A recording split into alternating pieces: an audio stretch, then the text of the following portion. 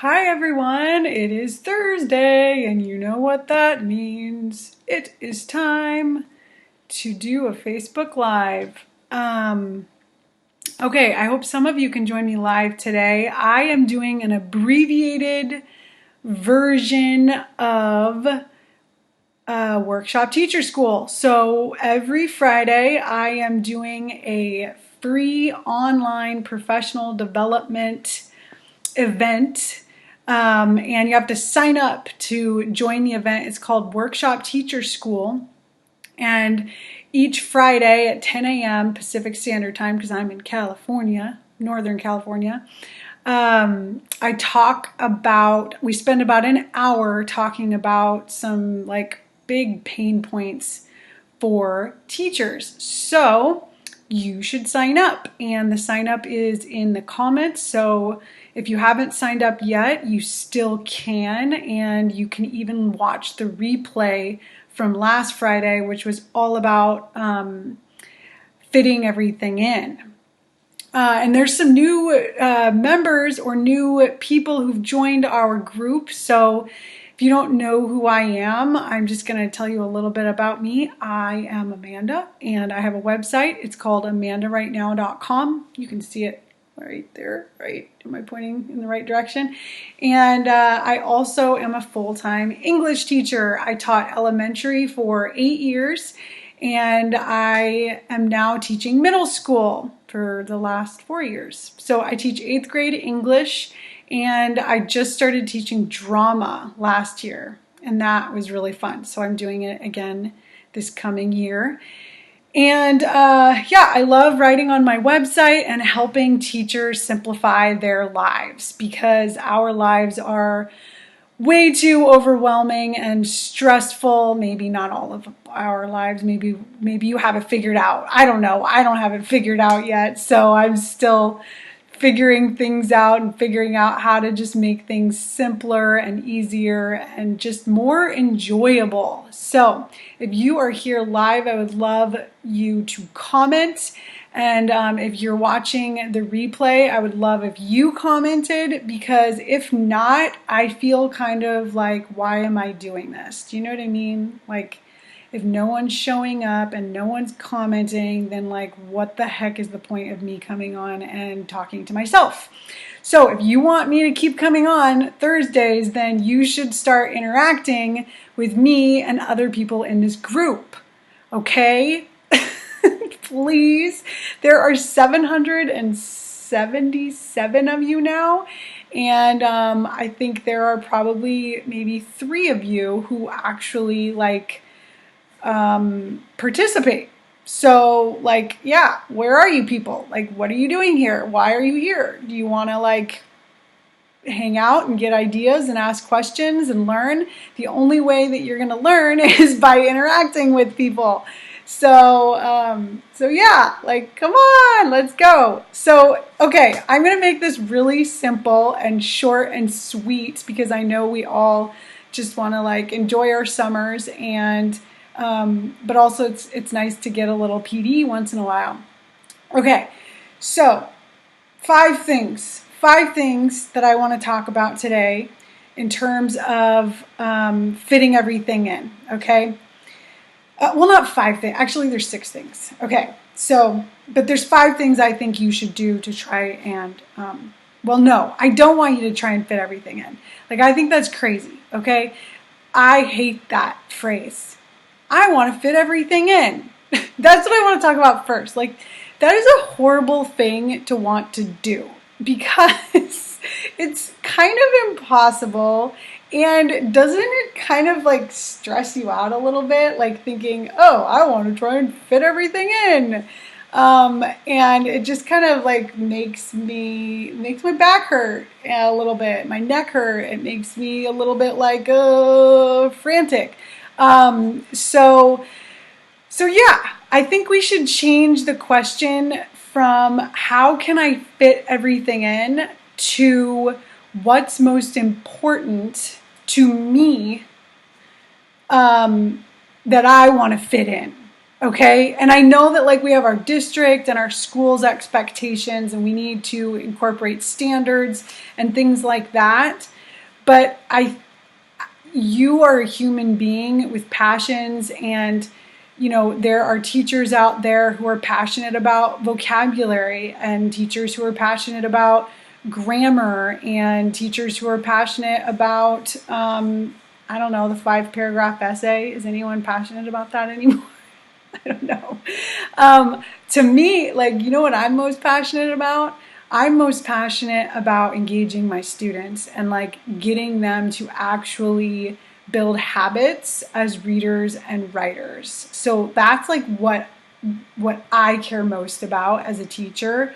I want them to actually like find that they enjoy reading and that they enjoy writing. Like that is a huge thing to try and get to happen at the end of the year for all of my students. And I'm going to tell you right now that I don't ever have 100% of my students feeling joy reading and writing by the end of the year. Like it just doesn't happen. But like I try, right? Okay, so change the question from like how can I fit everything in to what's most important to fit in. Like what are my priorities, right? So I feel like, is there anyone here? No one's here. Everyone's like hanging out at the beach and I'm just sitting sitting here talking to myself. Okay, let's move on here. So here are 5 things that I think you should do to attempt to figure out like what's most important to fit into your school year next year, okay? The first thing you should do is you should create a vision statement, and I already posted about that in the group.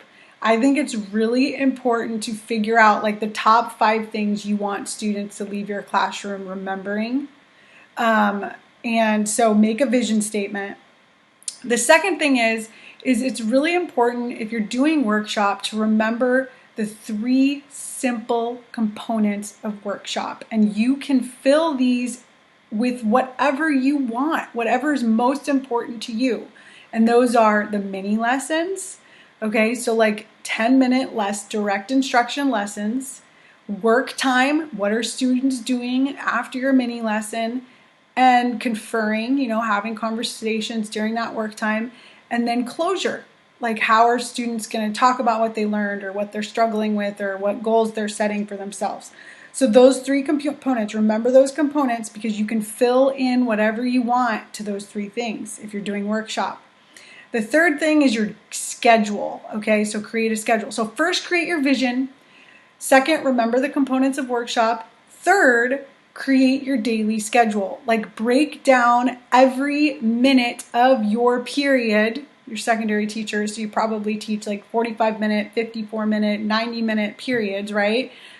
So figure out what are you going to do in those minutes, right? So, and during workshop teacher school, I showed everyone like 4 or 5 different options, different schedules. And I'm just going to show you, this is my Bible, 180 Days by Kelly Gallagher and Penny Kittle.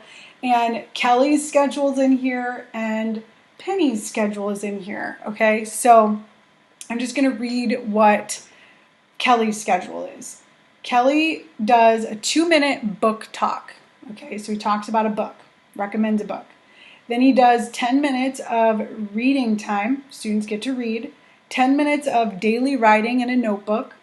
8 minutes of study. They're studying a text or they're doing a mini lesson. And then 20 minutes of time to work on an evolving draft. And then 3 minutes of sharing beautiful words from students and debriefing on what they learned that day, okay? So that is, I can't remember 53 minutes, okay? And then Penny's classroom, she does a 4-minute book talk, 15 minutes of reading time, and this is an 80-minute schedule. 10 minutes of daily notebook writing, 10 to 15 minutes of text study or other mini lesson, 30 to 35 minutes of working on an evolving draft, and then 3 minutes of debriefing and sharing beautiful words. So as you can see, these 2 wonderful secondary teachers are doing workshop. That's why I love this book so much, because I feel like it's so rare to find secondary teachers who are actually doing workshops successfully. And they're doing a lot of reading and they're doing a lot of writing in their classes.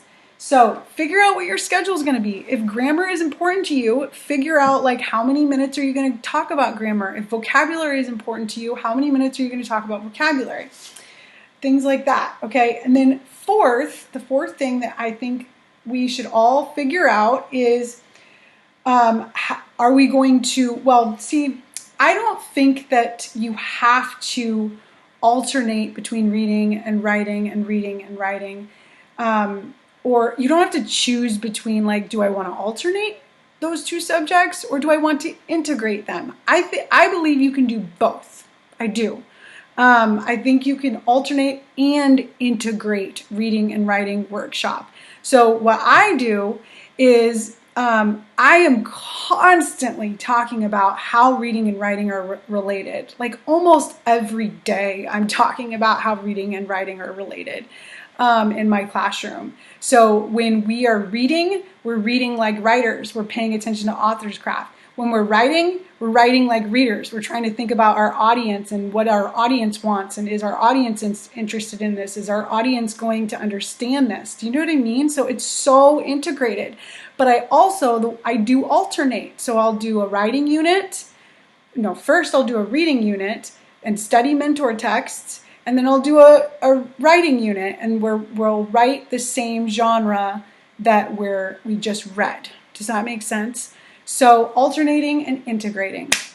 And that's it. That's how I believe that you can fit everything in. Pick what's most important, make a vision statement, figure out what you're going to do minute by minute, and alternate and integrate. That's it. It's that simple. Don't you love it? Okay.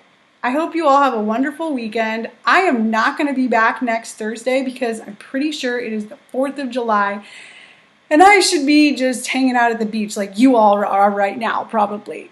So I'm going to go. I hope you enjoyed this video. And please comment and tell me what you thought of this. Any thoughts you have about fitting everything in. Any questions you have.